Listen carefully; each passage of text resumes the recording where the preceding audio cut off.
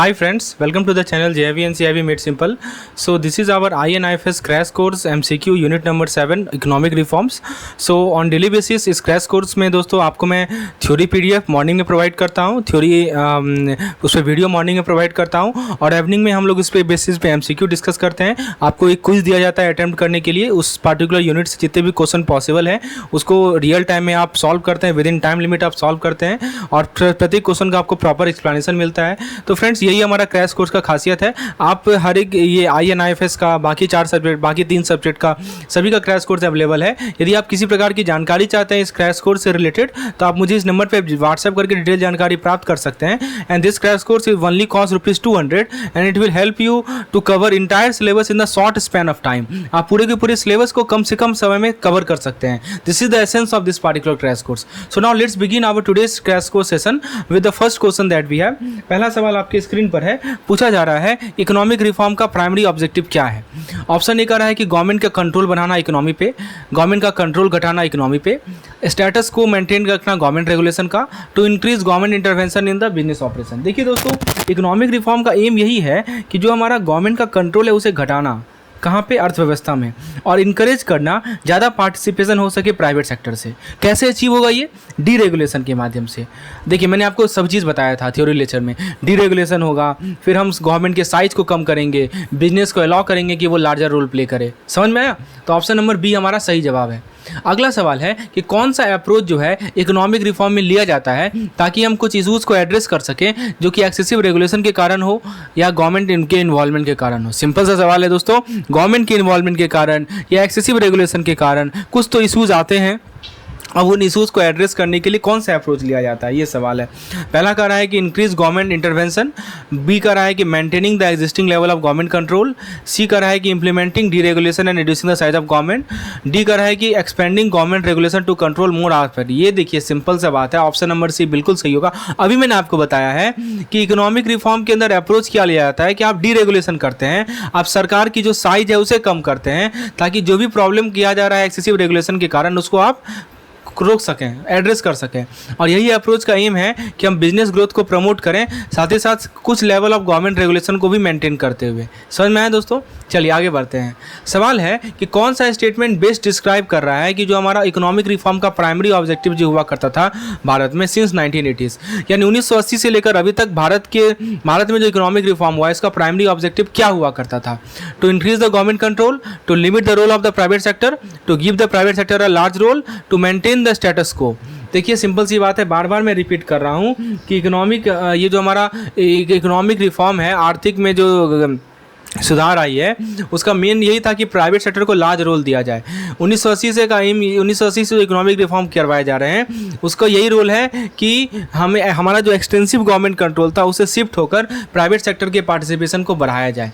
देखिए कितना सिंपल तरीका से, यही खासियत है हमारे MCQ सेशन का कि आप चैप्टर में पढ़ा, आपने एक एक क्वेश्चन को यदि आप कर लेंगे तो कंसेप्ट एकदम क्लियर हो जाएगा। अगला सवाल है कि कौन सा सिग्निफिकेंट फैक्टर था जो कि इकोनॉमिक रिफॉर्म को ड्राइव कर रहा था खासकर 1990s के द्वारा। ऑप्शन ए कह रहा है एक्सेसिव गवर्नमेंट रेगुलेशन, बी कह रहा है स्ट्रॉन्ग पब्लिक सेक्टर परफॉर्मेंस, सी कह रहा है high foreign exchange reserve, D कह रहा है pressure from international institution and economic exchange. बताइए दोस्तों। देखिए इकोनॉमिक रिफॉर्म जो भारत में था ड्यूरिंग 1990s ये मोटिवेटेड था, बहुत सारे इकोनॉमिक चैलेंज थे। मैंने आपको बताया था लेक्चर में, मैं फिर से रिपीट कर दूं। सबसे पहला चैलेंज ये था कि हमारा जो बैलेंस ऑफ पेमेंट था वो नेगेटिव था। दूसरा चैलेंज ये था कि हमारा जो पब्लिक सेक्टर था वो काफ़ी वीक हो चुका था। ठीक है, उसके बाद तीसरा पॉइंट ये था कि हमारा इन्फ्लेशन बढ़ चुका था, फॉरेन एक्सचेंज रिजर्व कम था, गवर्नमेंट डेट बहुत ले लिया था हमने, और ये सभी फैक्टर ने क्या किया, इकोनॉमिक रिफॉर्म को नेसेसरी ट्रीट किया। ठीक है, तो इसका सही जवाब क्या है? ऑप्शन नंबर डी सही जवाब है, डी नंबर। नेक्स्ट क्वेश्चन कर रहा है कि जो इकोनॉमिक रिफॉर्म लॉन्च किया गया था भारत में 1991 में, इसका प्राइमरी गोल क्या था? Maintain high level of government control, achieve high economic growth, lower inflation, reduce current account deficit and improve balance of payment, increase government intervention. देखिए सिंपल सी बात है, 1991 में जो इकोनॉमिक रिफॉर्म लाया गया था ना, इसका मेन पर्पज़ यही था कि हम इकोनॉमिक ग्रोथ को अचीव करें, इन्फ्लेशन को कम करें, करंट अकाउंट डेफिसिट को कम करें और बैलेंस ऑफ पेमेंट को इम्प्रूव करें। ठीक है। अब अगला सवाल है कि कौन से की एरिया थे फोकस की during economic transformation following the reform of 1991। सवाल कर रहा है कि जो 1991 के जो रिफॉर्म आए थे उसमें कौन कौन से की एरिया थे फोकस के। ठीक है, तो पहला ऑप्शन कर रहा है कि increasing government control over technological advancement, strengthening industrial licensing restriction, encouraging reduce private sector participation, promoting technological advancement, reducing industrial licensing. बताइए दोस्तों क्या सही जवाब है। तो देखिए, इकोनॉमिक ट्रांसफॉर्मेशन जो भारत में आया था 1991 के रिफॉर्म के बाद, इसमें बहुत सारे एरिया पे फोकस किया, जैसे टेक्नोलॉजिकल एडवांसमेंट प्रमोट करना, इंडस्ट्रियल लाइसेंसिंग रेस्ट्रिक्शन को कम करना, प्राइवेट सेक्टर के पार्टिसिपेशन को बढ़ाना और फॉरेन इन्वेस्टमेंट ट्रेड को अट्रैक्ट करना। तो ये सभी मेजर का एम था कि हम कॉम्पिटिटिवनेस को इन्हांस करें, एफिशिएंसी को इन्हांस करें भारतीय इकोनॉमी का। ठीक है, ये पॉइंट है। तो उसका सही जवाब क्या होगा, promoting technological advancement, reducing industrial licensing restriction, increasing private sector participation. अगला सवाल है कि कौन सा फैक्टर था जिस कारण से हमारा इकोनॉमिक रिफॉर्म जो आया था 1990 के दौरान, इसके पीछे कौन सा रीजन था। ऑप्शन देखते हैं, excessive government control over the economy, rising external डेब्ट and severe economic crisis in 1980s। दूसरा कर रहा है strong performance of the public sector, stable economic condition and lower inflation rate. देखिए दोस्तों, जो हमारा सीवियर इकोनॉमिक क्राइसिस आया था उसका सबसे बड़ा कारण था कि हमारा जो डेब्ट था, हमने जो उधार लिया था बहुत इतना ज़्यादा बढ़ चुका था, कर्ज बढ़ चुका था। यही प्राइमरी कैटलिस्ट था इकोनॉमिक रिफॉर्म आने का 1990s में। तो क्या लग रहा है आपको सही, यहाँ देखिए लिखा हुआ राइजिंग एक्सटर्नल डेब्ट, ये सबसे बड़ा कारण था। ठीक है, दूसरा कह रहा है कि कौन सा एलपीजी का जो एस्पेक्ट है उसका एम है कि हम इंटरनेशनल पार्टिसिपेशन को बढ़ाएं और कंपटीशन को बढ़ाएं इंडियन मार्केट में, लिबरलाइजेशन, प्राइवेटाइजेशन, ग्लोबलाइजेशन। बताइए दोस्तों, देखिए जो एस्पेक्ट है एलपीजी का उसको हम लोग ग्लोबलाइजेशन बोलते हैं, जो कि इंडियन इकोनॉमी को इंटीग्रेट करता है ग्लोबल इकोनॉमी के साथ। अब आप ये सोचिए कि यदि भारतीय अर्थव्यवस्था जो है दूसरे देश की अर्थव्यवस्था के साथ इंटीग्रेट करेगी तो क्या होगा। तो इस कारण से क्या होगा, मार्केट में इंटरेक्शन बढ़ेगा, एफडीआई को इंकरेजमेंट मिलेगा, इंटरनेशनल ट्रेड बढ़ेगा, फॉरेन कैपिटल को अट्रैक्ट किया जाएगा, टेक्नोलॉजी को, नॉलेज को अट्रैक्ट किया जाएगा। समझ में आया। चलिए अगला सवाल है कि इनमें से कौन सा स्टेटमेंट बेस्ट डिस्क्राइब कर रहा है कि भारत का फाइनेंशियल सेक्टर का क्या स्टेट था रिफॉर्म से पहले, यानी रिफॉर्म आने से पहले भारत का जो फाइनेंशियल सेक्टर था वो किस प्रकार का था। Open interest system and minimal government involvement in the resource allocation, control interest rate and extensive in government involvement in resource allocation, deregulated interest rate and limited government regulation of financial institution. Option D का autonomous financial institution. दोस्तों बताइए कैसा था state. देखिए reform से पहले जो Indian financial sector था, जो कंट्रोल इंटरेस्ट रेट के अंदर ऑपरेट होता था, तो गवर्नमेंट हेवली इन्वॉल्व थी रिसोर्स एलोकेशन में और एक्सटेंसिव रेगुलेशन इंपोज किया जाता था फाइनेंशियल इंस्टीट्यूशन पे। तो ये जो रेगुलेटरी फ्रेमवर्क लिमिट, इसने क्या किया, एफिशिएंसी को, प्रोडक्टिविटी को, कॉम्पिटिटिवनेस को लिमिट किया। अगला सवाल है कि क्या प्राइमरी गोल था फाइनेंशियल सेक्टर का जो कि भारत में इनिशिएट किया गया था। What was the one of the primary goal of the financial sector reform initiated in India. Increase government control over financial institution, maintain extensive regulation on interest rate, create an efficient, productive and competitive financial service industry. देखिए दोस्तों, की objective यही था हमारा, जो हमारा primary goal यही था कि एक एफिशिएंट, प्रोडक्टिव और कॉम्पिटिटिव फाइनेंशियल सर्विस इंडस्ट्री को बनाया जा सके।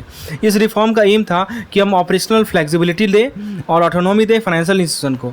चलिए अगला सवाल देखते हैं, what was the key objective of banking sector reform. देखिए अभी हमने क्या बताया, फाइनेंशियल सेक्टर रिफॉर्म। अब बात करते हैं हम लोग बैंकिंग सेक्टर रिफॉर्म की।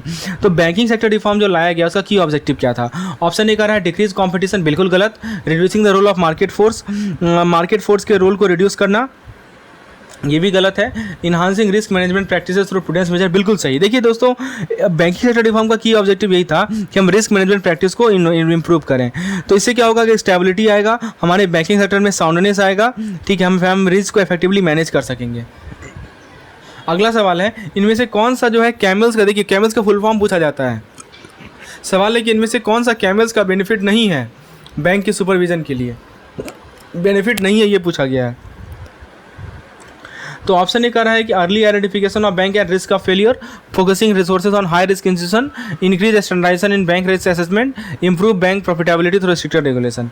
अब देखिए ऑप्शन ए बी सी जो है, जो कि हमारा कह रहा है कि रिस्क को आइडेंटिफाई करो, फिर जो भी हाई रिस्क पहले इंस्टीट्यूशन उस पर फोकस करो, स्टैंडर्डाइजेशन बढ़ाओ, ये तीनों के तीनों जो है ना कैमल्स रेटिंग सिस्टम के एडवांटेज हैं, राइट। तो अब क्या है कि ये अलाउ करता है सुपरवाइजर को कि वो पोटेंशियल प्रॉब्लम को सबसे पहले आइडेंटिफाई करेंगे, ओवरसाइट को प्रायोरिटाइज करेंगे रिस्क के बेसिस पे, और इनके पास कांस्टेंट मेथोडोलॉजी होगा। ऑप्शन डी कर रहा है कि improve bank profitability through stricter regulation. तो ये जो है हमारा कैमल सिस्टम के पर्पस के अगेंस्ट है, समझे। तो option number A B C ही सही है, option D is the correct answer. अगला सवाल है कि दो मेथड होता है इंटरनल कंट्रोल को इंप्रूव करने का बैंक के अंदर, तो इनमें से कौन सा बेस्ट डिस्क्राइब कर रहा है कि कैसे ये मेथड एक साथ काम करते हैं, वो दोनों मेथड क्या है। पहला ऑप्शन कर रहा है statutory audit provide external oversight, internal audit identify potential issue with in the bank, internal audit ensure complies with regulation and statutory audit focus on risk management. देखिए दोस्तों, मैं आपको समझाता हूँ। पहले ऑप्शन ए को देखिए। ऑप्शन ए क्या कर रहा है कि स्टैट्यूटरी और कॉम्प्लीमेंट्री नेचर है। एक तो हमारा क्या है, एक देखिए, एक यहाँ पे लिखा गया है स्टैट्यूटरी ऑडिट और एक लिखा गया है इंटरनल ऑडिट। तो स्टैट्यूटरी ऑडिट जो होता है ना, इंटरनल ऑडिट जो है कंटिन्यूसली मॉनिटर करता है बैंक की एक्टिविटी को, जबकि स्टैट्यूटरी ऑडिट जो है एक इंडिपेंडेंट एक्सटर्नल रिव्यू प्रोवाइड करता है। सही जवाब है। दूसरा कर रहा है कि internal audit ensure compliance with regulation. देखिए ये परफेक्टली अलाइन नहीं हो रहा है, दोनों मेथड जो है लाइकली कंसर्न होता है दोनों कॉम्प्लाइंस और रिस्क मैनेजमेंट से। उसके बाद ऑप्शन सी जो कर रहा है कि both method involve reviewing bank practice bank statutory but statutory audit have more authority. कर रहा है कि स्टैट्यूटरी ऑडिट के पास कुछ तो इन्फोर्समेंट पावर है, लेकिन दोनों मेथड का एम यही है कि हम पोटेंशियल प्रॉब्लम को इशू करें, एड्रेस करें। और लास्ट कर रहा है कि internal audit connected by government by statutory audit connected independent. देखिए दोस्तों, ये गलत है। चाहे स्टैट्यूटरी ऑडिट हो और ये हो, दोनों इंडिपेंडेंटली प्रोफेशनल के द्वारा क्रिएट किया जाता है। तो सही जवाब क्या है इसका? ऑप्शन नंबर ए इसका सही जवाब है। चलिए आगे बढ़ते हैं। Let's move forward to the next question. Next question है कि जो रिफॉर्म है उसका एम है कि हम कंपटीशन को बढ़ा सकें बैंकिंग सेक्टर में। तो कैसे ये लॉ करता है पब्लिक सेक्टर बैंकों की वो कैपिटल को रेज करेगा स्टॉक मार्केट में ताकि इस गोल को कंट्रीब्यूट कर सके। पहला ऑप्शन कर रहा है कि गवर्नमेंट का कंट्रोल बढ़ा देगा पीएसबी के ऊपर। तो दूसरा ऑप्शन कर रहा है कि प्राइवेट इन्वेस्टर को अट्रैक्ट करेगा जो कि बेटर परफॉर्मेंस डिमांड करते हैं। सी कर रहा है कि फाइनेंशियल बर्डन को घटा देगा। और डी कर रहा है कि simplify the potential.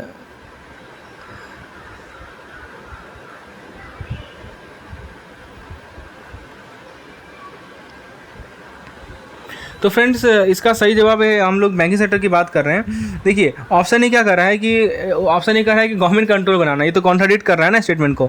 Option B सबसे मोस्ट रिलेवेंट है, ये कह रहा है कि attract private investor who demand better performance. ठीक है, तो जब प्राइवेट इन्वेस्टर शेयर खरीदेंगे पीएसबी में तो वो प्रॉफिट तो एक्सपेक्ट करेंगे, अच्छा रिटर्न तो एक्सपेक्ट करेंगे ही। इससे क्या होगा कि पीएसबी पे प्रेशर बनेगा ताकि अपनी एफिशिएंसी को इंप्रूव करे। ऑप्शन सी कह रहा है कि फाइनेंशियल बर्डन बढ़ाएगा, ये पार्शियली ट्रू है। ठीक है, कैपिटल रेज करना जो है इमीडिएट बर्डन तो घटाएगा लेकिन फोकस रहेगा कंपटीशन पे। ऑप्शन डी जो है डायरेक्टली जो है रिलेट नहीं करता है कंपटीशन थ्रू बैंकिंग। तो फ्रेंड्स आगे के कंटेंट को देखने के लिए हमारे क्रैश कोर्स में आप इनरोल हो जाएं। क्रैश कोर्स में बेसिकली सभी तरह के एमसीक्यू को डिस्कस किया जाएगा, जो कि आप देख सकते हैं इस एंड एवरी एमसीक्यू, सभी कंसेप्चुअल एमसीक्यूज हैं, सभी को समझाया जाएगा अच्छे तरीके से, ऑप्शन वाइज समझाया जाएगा। तो विशेष जानकारी के लिए आप मुझे व्हाट्सएप कर सकते हैं इस पार्टिकुलर नंबर पे, नंबर आपके स्क्रीन पे शो किया जा रहा है। मैं आपको फिर से बता दूँ, इस क्रैश कोर्स के अंदर आपको theory video, theory PDF, MCQ video, MCQ PDF, online quiz, ये सभी चीज़ आपको मिल रहे हैं। मात्र 200 रुपये में कंप्लीट IANIFS कवर हो रहा है। अगले 1.5 महीने तक आप अच्छे तरीके से प्रिपेयर कर पाएंगे अपने JIB एग्जामिनेशन के लिए। धन्यवाद।